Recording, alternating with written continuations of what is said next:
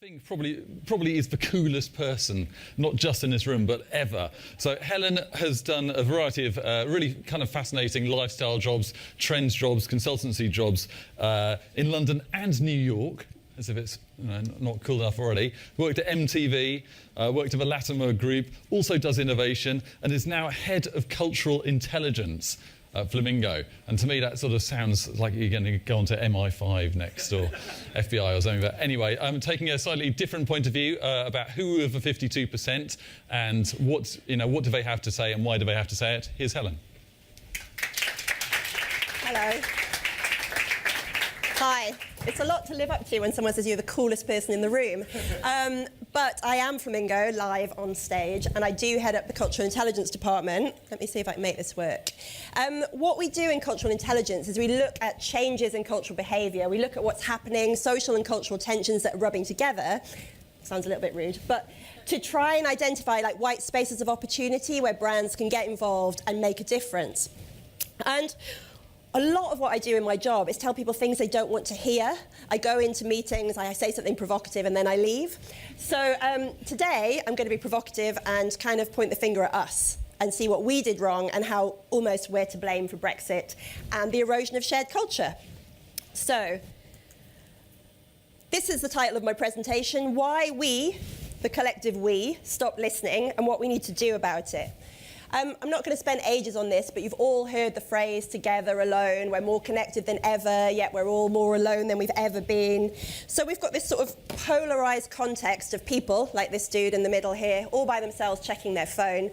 Shared culture has eroded, so what can we do? How can we make amends? And the good news is I've got some suggestions, which should hopefully make everything a little bit better. So I'm going to talk you through these. The 4 ways in which we stop listening, but actually what Alex was saying, maybe we didn't stop listening, maybe we were listening to the wrong thing, or we were listening to the wrong people.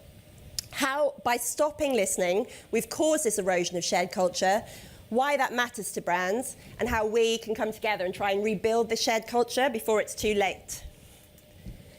Okay, so in the last 50 years, we as marketeers, trend forecasters, whatever you want to call us, think that we've got much, much better at listening.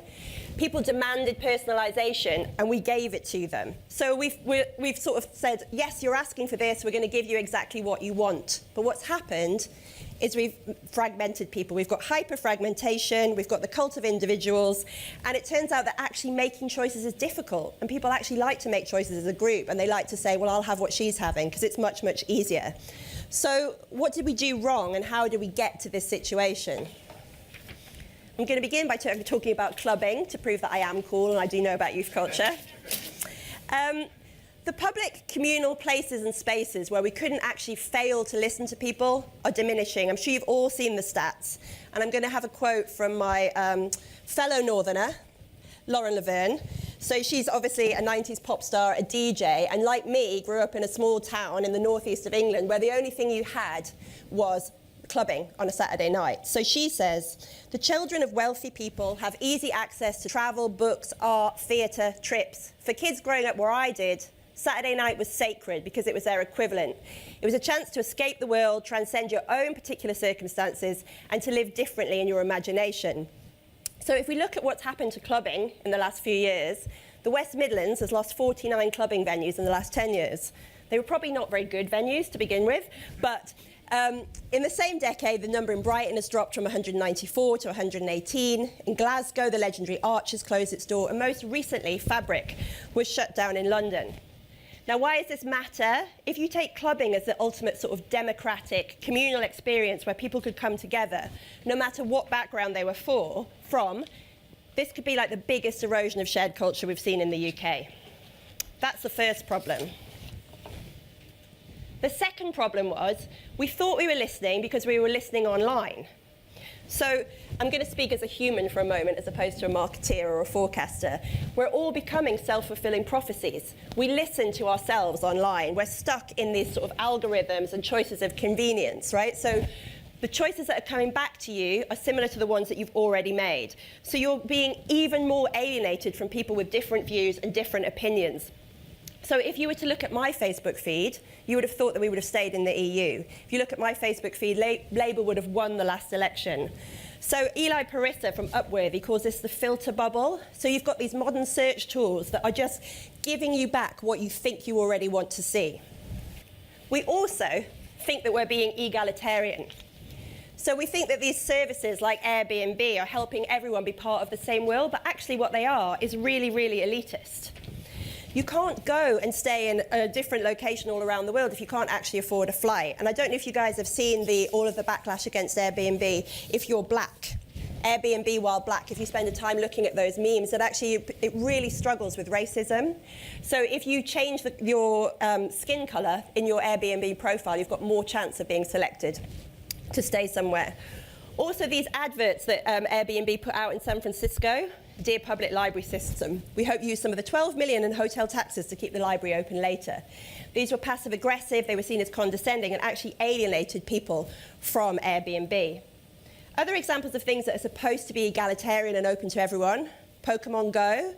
You can't actually play Pokemon Go for free unless you have a £500 smartphone to begin with. And actually, we saw that it costs 1.6 million a day is being spent on Pokemon. Uber, limousines for everybody, they're actually screwing their drivers over and they're about to be taken over by robots. And real craft beer, which is supposed to be authentic and open one for everyone, it's a minimum of £5 for a can. So what's the third problem? We listened, we thought we listened, but we failed to interpret what people were saying and to hear it correctly. So the 52% that Alex was talking about, the so-called 52%, we avoid them. We avoid this mainstream consumer because we want to protect our brand equity, we want to do aspirational work, we want to focus on our creative targets. We're actually really squeamish about listening to things that people say that we don't want to hear. So if you listen to a Brexiteer, it sounds really awful. But what they're saying and what they mean are two completely different things. So when we've gone out and actually spoken to people who voted Leave, they talk about their fear of immigration, but actually what their fear of is being excluded from a society that they don't feel that they can belong to. So to go forward, to return to this shared culture, it's like, how can we build into values of stability and simplicity and welcome people back in? Also, as an industry, when was the last time you were ever asked to target a D or an E respondent? I can count the number of times on my hand that I've ever been asked to do that. So we're all paid to listen to the 48%. None of us are paid to listen to the 52%. And this aspirational lifestyle marketing has been going on since the 1980s. Still got instant coffee, ice cream, cars, all being marketed to in this same way. But I think we have to take a stand now and say that this cannot continue. I was looking at some stats earlier today, and for the first time in history, we're facing downward social mobility in the UK. We're actually the lowest in the developed world. You've also got young people from low-income backgrounds feeling that they can't go to university. You might have more people going to university than ever before, but they are not from low-income brackets. Okay, so why should we care about this? Why does it matter to us as brands? This is some stats from some work that we did recently for ITV. And actually, viewers in high-intensity bonding moments are more likely to pay attention to your ads. They're also 4 times more likely to find out about the brand that's being advertised. Now, if you want to know what an intense bonding moment is, it's defined by a piece of content that people think is being watched by the whole nation. And then they're sharing that moment with their close family. If you're watching a piece of content that you think the rest of the nation is watching, you share it with your family, you're also more likely to remember it afterwards and talk to other people about it. Another way to explain this is to think about the fact that precision targeting doesn't actually work. P&G, as you may well know, I'm glad that someone agrees, as you may well know, are the biggest ad spender in the world. And what they discovered was when they really targeted on Facebook, when they targeted young shavers or people who've just moved into a new home, it didn't actually work. So Facebook spent years developing this ability to zero in onto a real small niche. But Mark Pritchard, who's the chief marketing officer at P&G, said recently, we targeted too much and we went too narrow, and actually their profits went down. And they might have only gone down about 6%, but that's millions and millions of dollars for P&G. And Facebook themselves have actually released a white paper, if you can be bothered to read all the way through. It's quite dull. But what they're saying is that mass reach strategy is a much better one than this targeting. I guess another example probably is BBC Three. BBC Three decided to go online only, and they hemorrhaged their youth viewing. Their youth viewing across the whole of the BBC went down 20%. Ian Leslie in the FT, who you might be familiar with, says it a lot better than I do. The more fundamental problem with micro-targeting is that for big brands, advertising has never really been about messages. Even if brand owners never quite realised it, it's about the creation of shared memories triggered at the point of purchase, which is the point I was making. If you feel like you're sharing that moment with the rest of the nation, you're much more likely to engage with it. So if you think about some of the greatest brands out there, or the biggest brands anyway, Nike, Apple, even Pampers, the reason that you buy them is because you think that millions of other people buy them too. So it's not unique to you, it's the fact that it's common, it feels nurturing, it feels like the broader these brands are, the better they actually do. Because, as I said, I'll have what she's having. We actually seek social validation for the choices that we're making. And it's actually a shortcut. We're time poor, we don't want to spend lots of cognitive energy on working out which brands I want to buy. I want to buy the same one as everybody else. So what happens if we don't engage this 52%? Well, we're never truly going to be mass market. It's, if we cannot communicate with clarity and confidence, and we don't share the same cultural information, and our words mean different things to different people, then you're never going to be a mass market brand. So even some brands that were initially targeting the sort of early adopters, your Netflix, your Twitter, they're now trying to get mainstream growth and to engage this 52% of the population before we actually alienate them. Here's a good example of a part of the population, 50% of the population, that were ignored for years, women. Now I get to stand up on the stage. But when pub and alcohol brands like Pitcher and Piano and the Slug and Lettuce decided to target women, they saw exponential growth.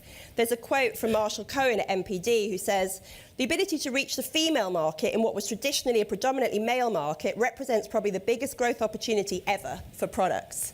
And it's not just pubs and alcohol, it's brands like tech. Apple now have got a period tracker. People are trying to figure out ways to target these smaller, no, not smaller, but these other percentages. All right, so shall we come up with some solutions? How can we, all of us in this room, speaking as a marketer again, build shared culture back in and sort of solve this problem?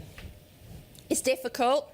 There's lots of barriers to advertising for all, and actually it can feel a bit bland, it can feel a bit down market, it can feel a bit unaspirational, but there are ways to do it, and I'm going to show you some great examples, but before that I just want to show you a couple of pitfalls that people have fallen into. This is an advert from Microsoft. This is the real advert at the top. This is when they redid the advert for Poland. So they removed the black person from the advert and photoshopped this guy in. So basically it's this idea of shoehorning diversity into the first one, then changing it in the second one, rather than actually really trying to find common values. It's not enough just to stick a little bit of diversity into your campaigns. And if you look at this, tokenism. This is my new favourite site, which is called Rent a Minority.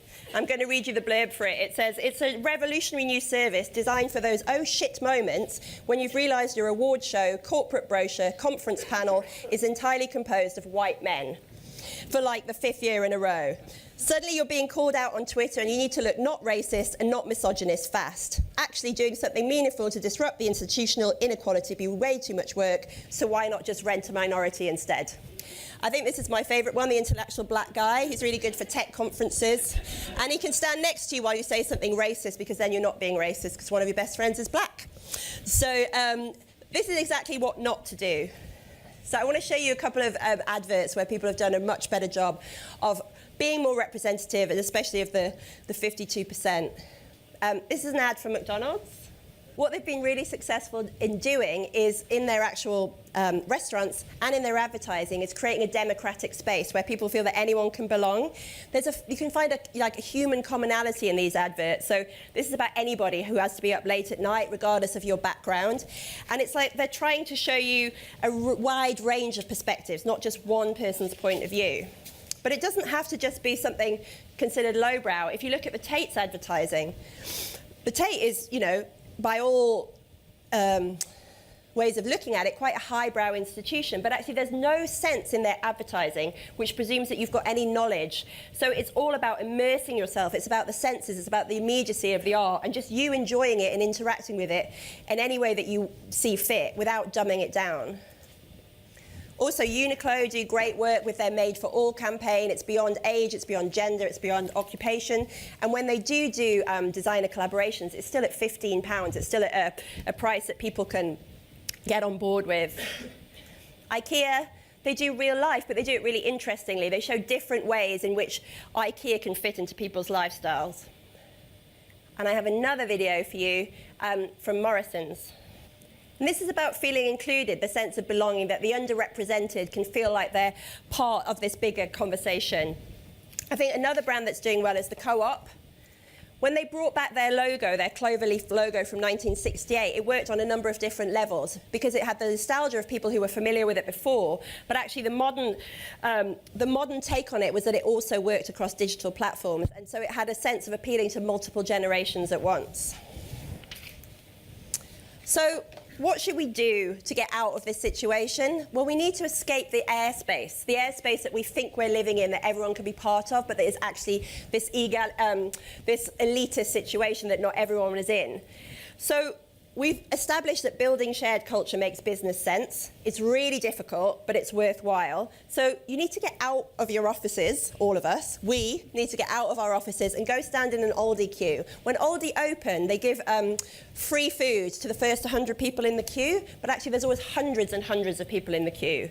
So, go to Slough High Street, go to a builder's cafe, go and sit with the other 52%. But also as employers, if we want to be talking to D and E consumers, then we need to reflect that diversity in the choices that we're making. And also, I said earlier on about I'm going to be a human being for right now. Let's think of people as human beings, not targets, not segments. We need to listen, we need to interpret, and we need to get a feeling of where the commonalities lie. And actually, if you look out there, we're not really that different. Otherwise, Brexit is just the beginning. I don't know how I'm feeling now, whether you think Trump is going to win, but if we think things are bad now, we're going to end up with Amazon and Uber robots driving our taxi cabs and delivering our food. So let's see if we can make a positive change.